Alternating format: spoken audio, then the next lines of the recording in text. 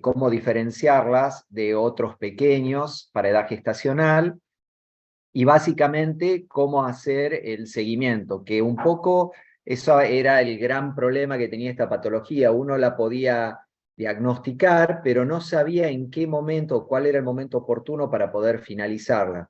Gracias al advenimiento del ecodoppler y del estudio más en profundidad de esta patología, se pudo establecer que es una patología de origen placentario, y se establecieron ciertos parámetros para poder hacer un seguimiento apropiado y en qué momento finalizar según el estadio de esta enfermedad.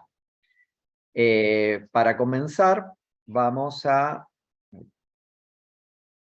definirla.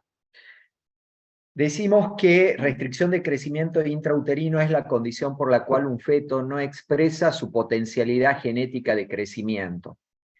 Y acá entramos a establecer un cierto límite en el crecimiento a partir del cual podemos empezar a sospechar esta patología. Y se estableció por consenso en incluir como grupo de estudio, o sea, para saber si es o no una restricción de crecimiento, a todos aquellos fetos cuyo percentil de crecimiento sea menor a 10. Dicho esto, teniendo un crecimiento menor al percentil 10, vamos a tener que determinar si es una restricción o no, porque deben diferenciarse 3 tipos de fetos que pueden encontrarse por debajo del percentil 10. Y son los fetos pequeños para edad gestacional normales, el que tienen un peso fetal entre el percentil 3 y percentil 10 de crecimiento, pero no presentan alteraciones anatómicas y el ecodoppler es normal. Básicamente estos fetos son pequeños porque genéticamente sus papás son pequeños y estos bebés van a ser, como decimos, por ahí le decimos a las pacientes, van a ser el primero de la fila, pero son totalmente normales. Después tenemos los fetos pequeños para edad gestacional anormales, que son aquellos que también se encuentran por debajo del percentil 10, pero existe una condición patológica extrínseca a la placenta. Son fetos que tienen problemas de crecimiento porque tienen alguna alteración genética o infecciosa o alguna malformación que le genera un déficit en su potencialidad de crecimiento. Y por último tenemos los verdaderos fetos con restricción de crecimiento intrauterino, que son aquellos exclusivamente ocasionados por un déficit en su placenta, y los vamos a encontrar en percentil menor a 3, independientemente que su Doppler sea normal, o bien aquellos que se encuentran en el percentil 3 y 10, como el primer caso que charlamos, pero que el Doppler se encuentra alterado, ¿sí? Entonces es muy importante este concepto. La restricción de crecimiento intrauterino son aquellos fetos cuyo origen es la placenta, o sea que anatómicamente son normales, que no tienen ninguna condición extrínseca a causa de alguna infección, que se encuentran por debajo del percentil 10 con el Doppler alterado, o por debajo del percentil 3 con el Doppler normal. Hablando exclusivamente de los fetos con restricción de crecimiento, los podemos subclasificar en precoces, aquellos que se presentan antes de las 32 semanas, o tardíos después de las 32 semanas. ¿Y por qué es importante tener este conocimiento, esta subclasificación? Porque los precoces tienden a ser más severos, el 50% se asocia a preeclampsia, que es una enfermedad asociada justamente a una alteración placentaria. Gracias a Dios son el menor número, representan entre el 20 al 30% de las restricciones, y destacan 2 causas principales. Acá, bueno, hago de vuelta la salvedad. Aquellos que se encuentran afectados a anomalías cromosómicas o genéticas, que no serían restricciones de crecimiento, sino fetos con peso bajo para edad gestacional, anormales, como dijimos en la clasificación inicial, y los que son secundarios a insuficiencia placentaria severa, que son los verdaderos restringidos, ¿sí? En estos casos, el estudio Doppler umbilical presenta una muy buena sensibilidad, siendo útil para el diagnóstico y la monitorización y seguimiento de estos fetos. Son casos graves que generan prematuridad con mal pronóstico y, por lo tanto, el desafío en estos fetos es justamente poder llevar una monitorización adecuada y tomar la decisión de finalizar la gestación en el momento adecuado, buscando un equilibrio entre la mortalidad versus la prematuridad. Mientras que los tardíos, que representan el 70-80% de sus restricciones, no suelen estar asociados a preeclampsia. Su origen es por una insuficiencia placentaria leve. El Doppler en la arteria umbilical tiene una sensibilidad baja y habitualmente es normal. Y el principal reto es el diagnóstico, poder reconocerlos, considerando que pueden explicar hasta un 50% de las muertes perinatales cercanas al término por su baja tolerancia a la hipoxia. Y es por este motivo que con el correr de los años se sugirió, y ahora se hace de screening, la ecografía del tercer trimestre. A partir de la semana 35 debemos realizar justamente una ecografía para poder pesquisar el crecimiento y de esa manera diagnosticar alguna restricción de crecimiento tardía, ¿sí? No nos quedamos solamente con la eco de scan fetal normal de las 20 semanas, sino que en la semana 35 realizamos una nueva eco para ver el crecimiento. Eso, les recuerdo, ya es de rutina en todo control de embarazo de bajo riesgo. Estos fetos se encuentran asociados a mayor morbilidad, en especial metabólica y neurológica en la vida adulta, y pueden pasar clínicamente desapercibidos al momento del nacimiento.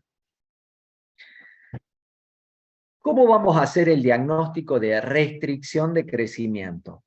Habiendo conocido previamente la definición y los distintos tipos de pequeños para edad gestacional, debemos iniciar una anamnesis. Como todo, siempre la semiología va primero, con un buen interrogatorio, dirigida a descartar factores de riesgo que se encuentren asociadas con alteraciones de crecimiento, como por ejemplo alteraciones de crecimiento en embarazos anteriores, factores ambientales como el alcohol, el tabaco u otras drogas que interfieren en la circulación fetoplacentaria, disminuyendo el aporte, sobre todo de oxígeno a nivel fetal, y esto ocasiona una restricción en su crecimiento, infecciones, enfermedades maternas, como las trombofilias, que suelen provocar pequeños microtrombos en la placenta y reducen el flujo uteroplacentario, o más uteroplacentario, fetoplacentarios, enfermedades renales o vasculares, diabetes, hipertensión arterial,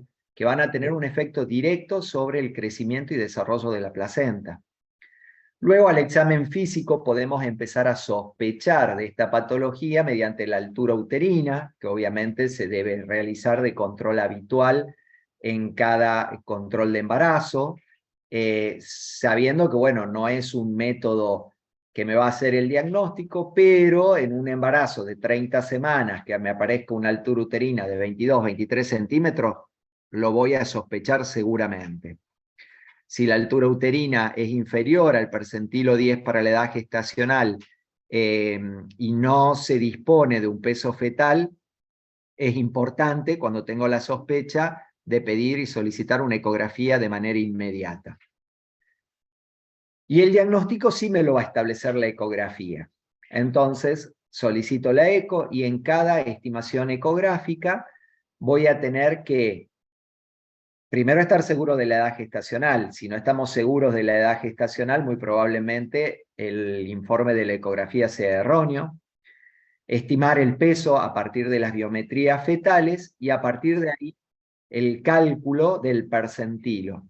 Esto es un concepto nuevo que se ha incorporado, que se está tratando de lograr que todos los ecografistas, además de informar la biometría, la edad gestacional y el peso fetal estimado, nos pongan el percentilo, ya que la mayoría de los tocoginecólogos no contamos con las tablas de percentil ecográfico en el consultorio para poder calcularlo nosotros. O sea, es importantísimo que a la par del peso esté informado el percentil de crecimiento. Caso contrario, comunicarse con el ecografista y que por favor les informe cuál es el percentilo, ¿sí? Una vez que, bueno, ya tenemos un feto por debajo del percentil 10 a través del diagnóstico ecográfico, vamos a ver cuál de los tres es, para lo cual la ecografía debe tener el complemento del ecodoppler, ¿sí? Una exploración anatómica detallada para descartar que no sea un feto con alguna alteración anatómica, el estudio Doppler de la arteria umbilical y cerebral media y su relación, al igual que el ductus venoso, ya que además de informarnos en caso que esté alterado de que se trata de una restricción de crecimiento, este Doppler también nos va a ayudar a establecer la clasificación y de esa manera poder evaluar y tener una noción de cómo hacer el seguimiento. Esto lo vamos a ver un poquito más detallado adelante, ¿sí? Y cuando tenemos un feto por debajo del percentil 10, por más que sea todo normal, la sugerencia es seguir reevaluando y haciendo curvas de crecimiento cada 15 días. ¿Sí? Antes de 15 días no tiene sentido evaluar el crecimiento fetal.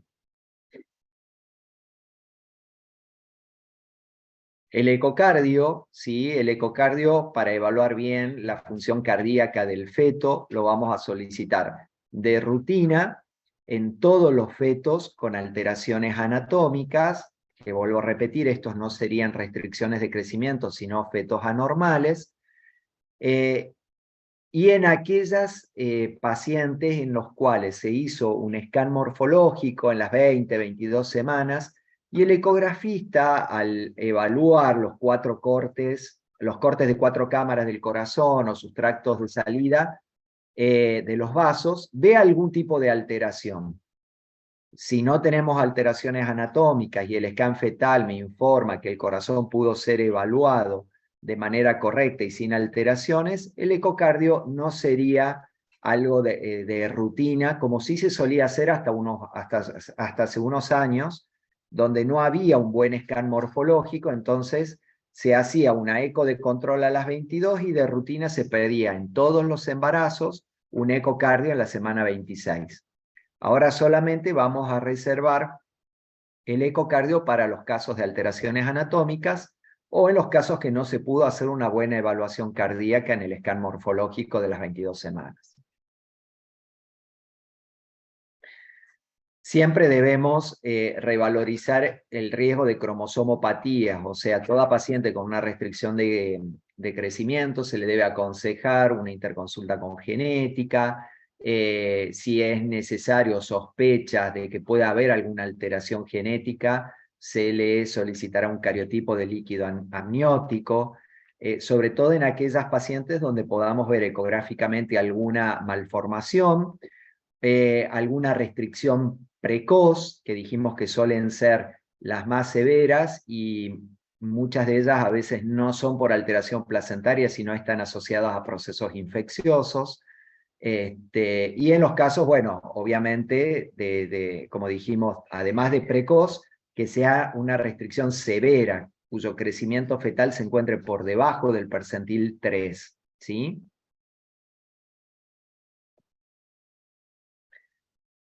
Es importante hacer un seguimiento y un estudio completo para descartar otras posibles causas.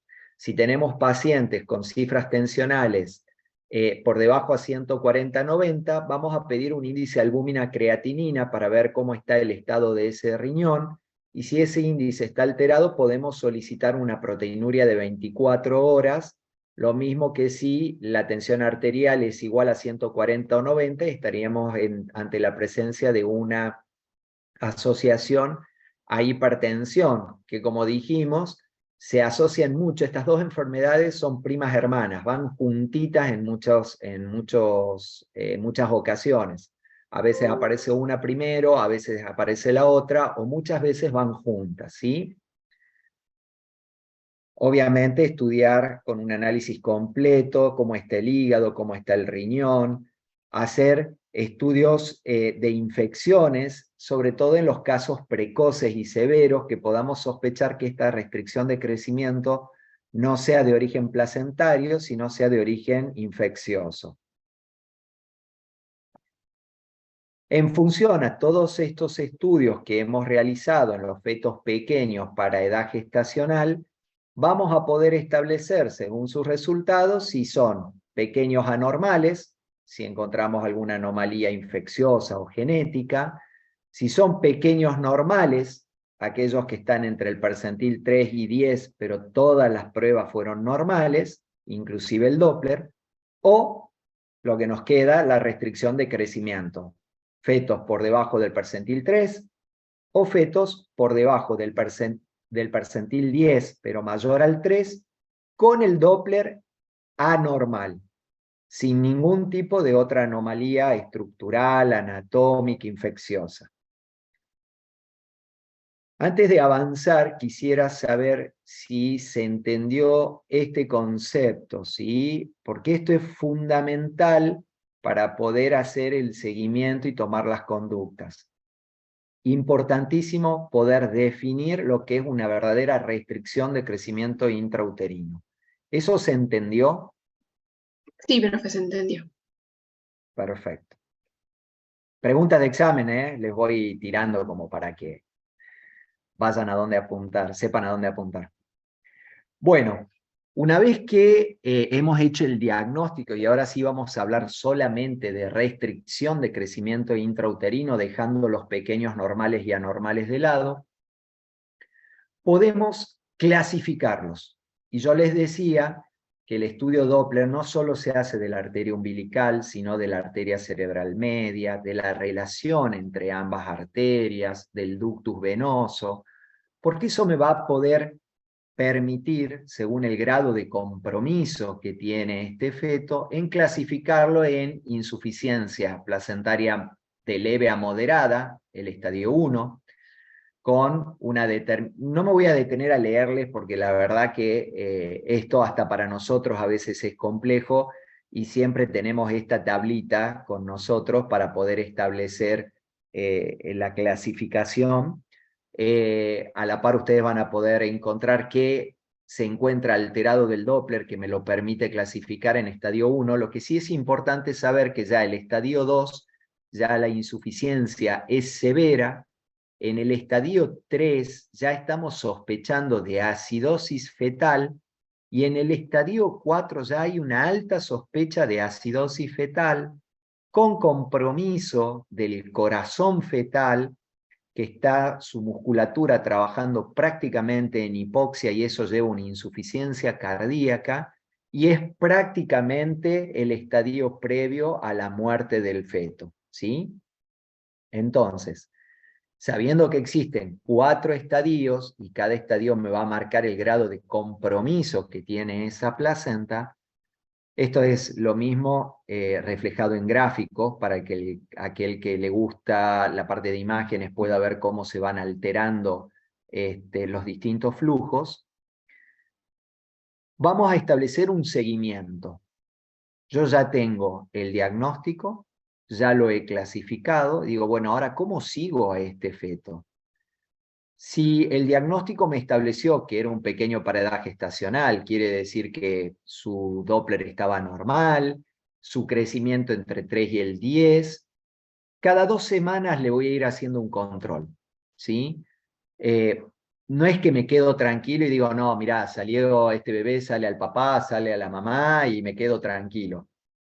Les voy a dar tranquilidad a los papás, pero yo les voy a dar esta duda del seguimiento porque a lo mejor estamos en un estadio muy inicial del compromiso placentario y recién estamos empezando a quedarnos y capaz que en la próxima ecografía me encuentro con un feto por debajo del percentilo 3. Entonces, cada 2 semanas un control ecográfico.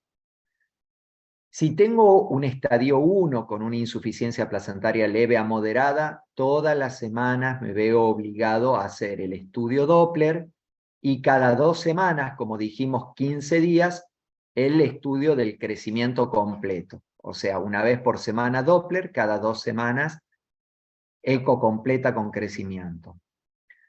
Si es un estadio 2, ya lo voy a tener que hacer al seguimiento del Doppler 2 veces a la semana. Un estadio 3 me obliga a hacer el Doppler cada 24 a 48 horas, dependiendo de la disponibilidad.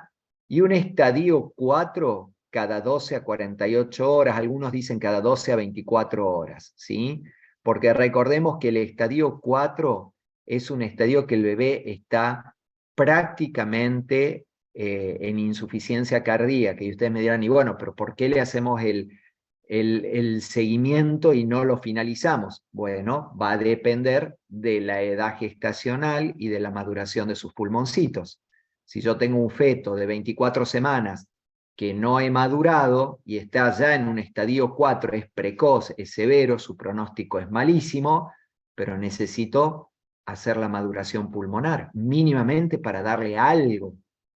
Y si se acuerdan de la clase anterior, la maduración pulmonar requería de 48 horas. Entonces, a este feto lo voy a necesitar seguir bien de cerca. Ahora, si estamos hablando de un feto que tiene 35 semanas y está en un estadio 4, no le tengo que hacer ningún seguimiento, lo tengo que finalizar y punto. ¿Sí? Profe, te hago Entonces, una consulta. decime.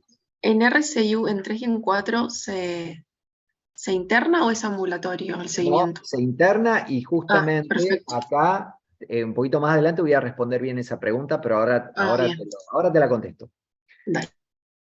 La evaluación, que yo les estaba mencionando recién, esto del seguimiento, esto que decíamos cada cuánto seguirlo, bueno, es básicamente con el Doppler. ¿Y qué es lo que debemos estudiar? Lo que les acabo de decir, peso fetal cada 2 semanas, el Doppler semanal, según el estadio en el que nos encontremos, ver la cantidad de líquido. El líquido también es un signo indirecto de que puede haber alguna alteración, porque cuando el feto recibe menos flujo, se perfunden menos sus riñones y por lo tanto disminuye la diuresis fetal. Y esto me habla de un oligoamnio. O sea, un oligoamnio ya me empieza a hablar de una insuficiencia placentaria que está empezando a avanzar. El ductus venoso y el istmo aórtico se los realiza, habitualmente te lo realizan en todas las evaluaciones Doppler que tienen el diagnóstico de restricción de crecimiento, pero está más reservado para aquellas restricciones mayor a 1, ¿sí? Un estadio 2 en adelante. Y el monitoreo fetal se hace a partir del estadio 2, pero también teniendo en cuenta que antes de las 30 semanas el monitoreo fetal no me va a dar una información certera de lo que está ocurriendo con esa frecuencia cardíaca fetal, porque su corazón todavía no ha completado el desarrollo anatómico final, sobre todo la parte nerviosa del corazón. Por lo tanto puedo llegar a tener frecuencias cardíacas bajas que me hagan sospechar de que esté la situación peor de lo que creemos. O sea que se puede hacer monitoreo, sí, pero después de las 30 a 32 semanas. Y acá viene un poco a responder la pregunta que acaba de hacer uno de ustedes. ¿Qué es lo que debemos hacer? Desaconsejar el reposo absoluto domiciliario. O sea, esto viene de la época de antaño, en donde cualquier cosita que pasaba en obstetricia se la mandaba a la paciente a la cama. Y se vio que eso incrementa el riesgo de trombosis venosas profundas en miembros inferiores, con posibilidades de TEP, bueno, nada, alteraciones vascular en los miembros inferiores. Por lo tanto, sí, la paciente no va a seguir con su actividad habitual, pero no tiene que ir a la cama, o sea, una vida tranquila. En los estadios 3 y 4 se deben internar, porque justamente habíamos hablado de un seguimiento más estricto, cada 24 a 48 horas, y tenemos que tener todo preparado, porque si en ese control de seguimiento el Doppler está muy alterado, por ahí debemos finalizar el embarazo en ese mismo momento, ¿sí? En aquellos casos donde haya indicación de finalización, en aquellos casos en que esta restricción de crecimiento se asocia a una preeclampsia grave, también debe ser internada, y el resto de los estadios pueden seguirse de manera ambulatoria. ¿Cuándo vamos a madurar? Y bueno, cuando estamos con algún criterio de finalización, bien, que ya los vamos a ver enseguida, o en los estadios de RSIU 4, como les dije recién, de golpe tengo un feto con RSIU 4 que sé que está ya en lo último su placenta y tiene menos de 35 semanas, bueno, lo voy a madurar y voy a tratar de ganar esas 48 horas para poder finalizarlo. No nos olvidemos de la neuroprofilaxis, que también lo charlamos el martes, en todos los embarazos que vayan a ser finalizados antes de las 32 semanas. Y acá viene la finalización. ¿En qué momento debo finalizarlo?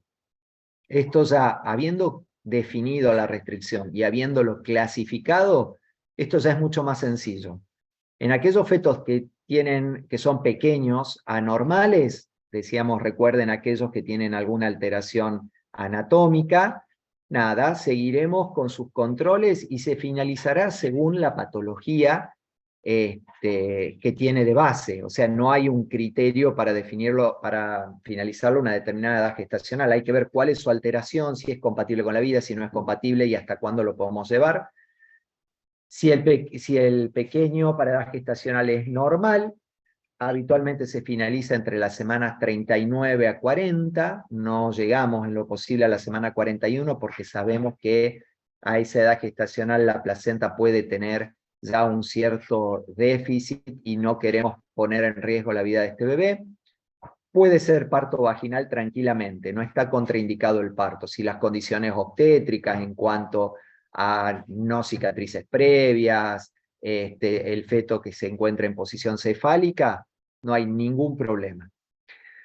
En el caso de estadio 1, podemos llegar hasta las 37 semanas. Recordemos que acá ya hay una insuficiencia placentaria leve a moderada, y que a medida que el feto va creciendo, sus requerimientos son mayores, entonces la placenta puede aportar menos. Por lo tanto, a las 37 semanas, si se mantiene en ese estadio, lo finalizamos y también lo podemos hacer por parto vaginal. Mientras que el estadio 2, 3 y 4 se hace a través de cesárea electiva. En el estadio 2 vamos a tratar de llegar a la semana 34, obviamente, siempre que se mantenga en el estadio 2. En el estadio 3 igual, si yo tengo un estadio 3 de 30 semanas o más, lo finalizo. Si tiene 28 semanas, bueno, voy a tratar de aguantarlo y controlarlo cada 24 o 48 horas y tratar de llegar a la semana 30, porque yo sé que algo de placenta funcionante queda. Y en el estadio 4, recién a partir de las 26 semanas. El ejemplo que yo les daba, que teníamos un feto de 24 semanas, ya comprometido, si yo lo saco a las 24 semanas, y prácticamente ese feto no tiene ninguna probabilidad de vida. Estamos hablando de un bebé que no ha desarrollado su potencial de crecimiento, no ha madurado, es muy chiquitito y encima comprometido. Trato de llegar a las 26, sabiendo que el estadio 3, que el estadio 4, el feto está trabajando al límite y a lo mejor de las 24 a las 26 se me muere intraútero y no llegamos a las 26. Esta es una probabilidad que hay que dejarle bien claro a la mamá. Si tiene 24 semanas, si yo lo dejo en la panza, se te puede morir. Y si lo saco, se va a morir. O sea que es muy difícil jugar con los tiempos, pero bueno, sabemos que antes de las 26 sacar un estadio 4, el feto no tiene prácticamente ninguna probabilidad, así que es muy importante la comunicación con los papás, con algún familiar que entienda, porque a veces los pacientes les cuesta asimilar que le vamos a dejar un bebé que dentro de la panza se puede morir, pero que si se lo saco se muere. Es una situación bastante compleja, ¿sí? Pero bueno, como para que ustedes más o menos tengan una idea, habiendo establecido bien su diagnóstico y habiéndolo clasificado, el seguimiento y el momento de la finalización ya está estandarizado y ya está, es mucho más simple para nosotros, que somos los que tenemos que tomar las conductas. Bueno, acá les dejo un poco de bibliografía al respecto y me gustaría saber si tienen alguna duda. Sobre todo lo que más me interesa es que quede bien claro el diagnóstico y la clasificación. El resto está todo, como se habrán fijado, en tablitas, que uno se fija en la tablita y decimos, bueno, estadio 1 lo tenemos que volver a controlar en una semana, y lo tenemos que finalizar en la semana 37 mientras se mantenga en el estadio 1. O sea, eso ya está estandarizado, ¿sí? Lo importante es poder lograr un buen diagnóstico y obviamente la clasificación que también está en tablas. ¿Se entendió? Sí. Sí, profe. Profe, una pregunta. Sí. El seguimiento del pequeño parada gestacional anormal, ¿cada cuánto es?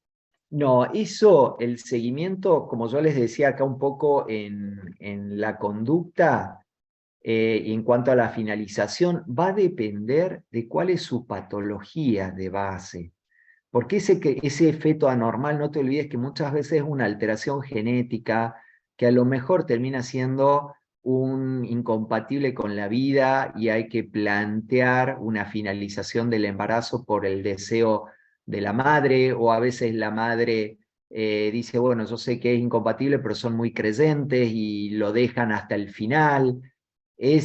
No te puedo dar una respuesta exacta porque tenés tanta variaciones o variedades de patologías que me den fetos anormales que cada uno, y eso va de la mano con la gente de genética y como te digo del deseo materno, es como que es un feto que no hay que estar muy abocados a un seguimiento estricto porque sabemos que el problema de ese feto no es la placenta, que no lo está nutriendo bien.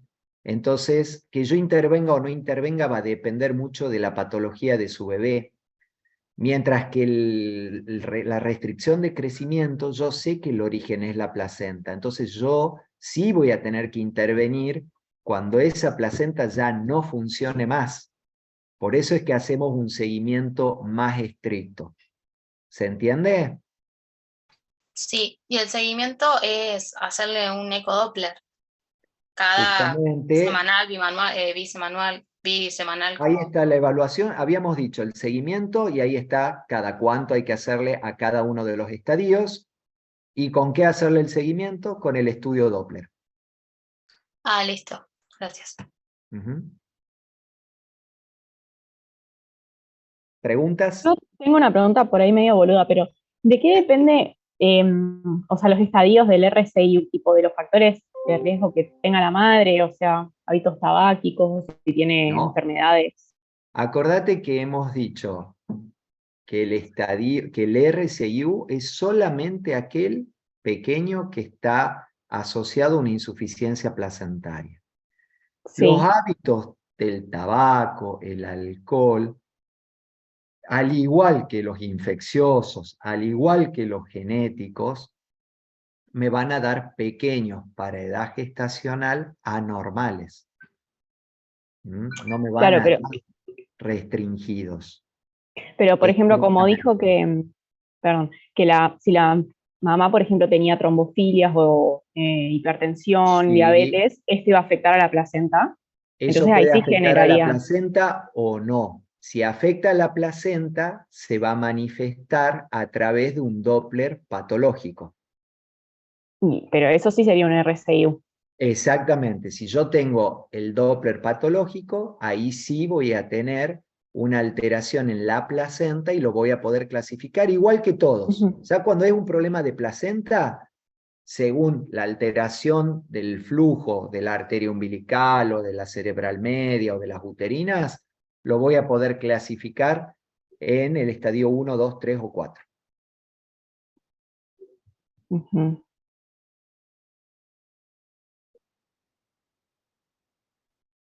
El tabaco puede estar asociado a una restricción del crecimiento por una hipoxia fetal sin necesidad de que la placenta esté alterada. Entonces yo puedo tener pequeños en madres fumadoras que tienen un Doppler normal. No se va a manifestar en el Doppler, ¿sí? Importante el concepto que todo aquel crecimiento, obviamente descartadas las anomalías, porque tenemos algunas anomalías genéticas que también me pueden alterar el Doppler, Pero todo aquello descartado anatómicamente, todo lo que esté normal anatómicamente y que tenga un Doppler alterado, estamos frente a una restricción por insuficiencia placentaria, que es la verdadera restricción de crecimiento intrauterino.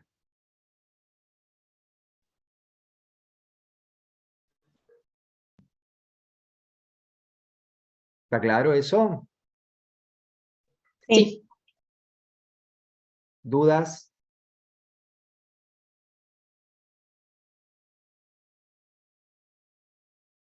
Bueno, chicos, si no hay más dudas, nos estaremos viendo con algunos en las mesas de examen, supongo. Cualquier cosita le pueden escribir a Gaby o Profe, cualquier... Sí, decime. una consulta. ¿Y la alteración en el Doppler es creciente? O sea, primero se Es se altera evolutiva. Es evolutiva. o sea, el flujo de la arteria umbilical, después la cerebral, Exactamente. y después ya Exactamente. se hace un flujo retrógrado. Que ella sería Exactamente. grado 4 y hay que Tal sacarlo. cual. Es evolutiva porque son mecanismos de compensación que va teniendo el feto para ir adaptándose a esa dificultad en la llegada de oxígeno, ¿sí? Por eso es que el Doppler ha venido a solucionarnos mucho este problema y dejarnos claro de que es una enfermedad que va a ir evolucionando, ¿sí? Nada más que bueno, si es muy precoz, son los de peor pronóstico porque evolucionan mucho más rápido. Y encima no nos favorece la edad gestacional. Mientras que los tardíos suelen evolucionar un poquito más lento y nos da mucho más tela, porque si tenemos una restricción en la semana 37, ya está, lo finalizo y se acabó. Los problemas suelen ser los precoces, que tenemos que empezar a jugar un poco con el tema de la morbimortalidad fetal por la prematurez, ¿sí? Pero vale tu aclaración. Y el Doppler se le hace cuando el peso fetal estimado, cuando en la eco normal el peso fetal estimado está por debajo del percentilo 10. Ahí le vamos a hacer un Doppler y ahí vamos a ver, ¿o no? Exactamente, recordemos que todos los que están por debajo del percentil 10, yo los tengo que estudiar para poder diferenciar las tres clases, saber si es un pequeño normal, anormal o una restricción.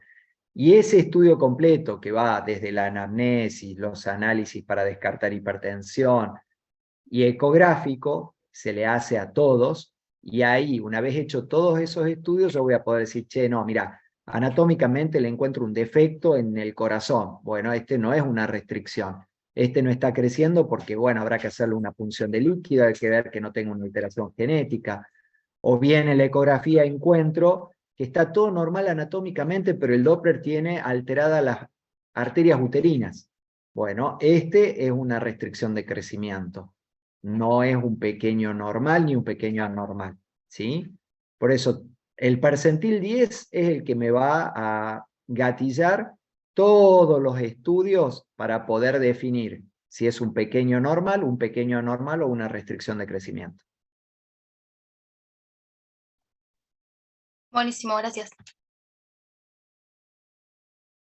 Bueno, chicos, Profe, yo también tengo una consulta. Ahora que decís sí. esto del percentil 10, me generó la duda. En caso de que, por ejemplo, estemos teniendo un embarazo que viene con un percentil muy alto y de golpe ese percentil se viene a pique, o sea, pero sin llegar a 10. Un percentil alto cruza 3, 4, a 3 sería mucho, pero 2 percentiles, por ejemplo. ¿Eso también debería llamar la atención? Vos sabés que sí. Eso ya depende mucho del ojo del obstetra. No está estipulado de que se deba hacer sí o sí ante la caída de los percentilos. Pero la verdad que si vos tenías un feto que está en un crecimiento de percentil 50, 60 y en un control, porque habitualmente si viene todo bien, si vos no lo sospechaste clínicamente, en la semana 35 te aparece un percentil 15 por debajo del 20, y decís, bueno, yo a esta paciente por lo menos en 2 semanitas le repetiría un control de crecimiento y ver si ese feto creció o cayó por debajo del percentil 10. Y ahí ya, si está bajo el percentil 10, estaríamos frente a una Si seguramente... ya está a por una- debajo del percentil 10, tenés que ver el Doppler. Claro, No, la sola caída del 60 al 9 no te va a determinar por sí sola el diagnóstico de RCIU. perfecto. Pero si se encuentra con algún Doppler alterado, decís, bueno, no, sí, ya está, esto ya se venía viendo. Buenísimo, muchísimas gracias. De nada. Bueno, chicos, damos por finalizada la clase.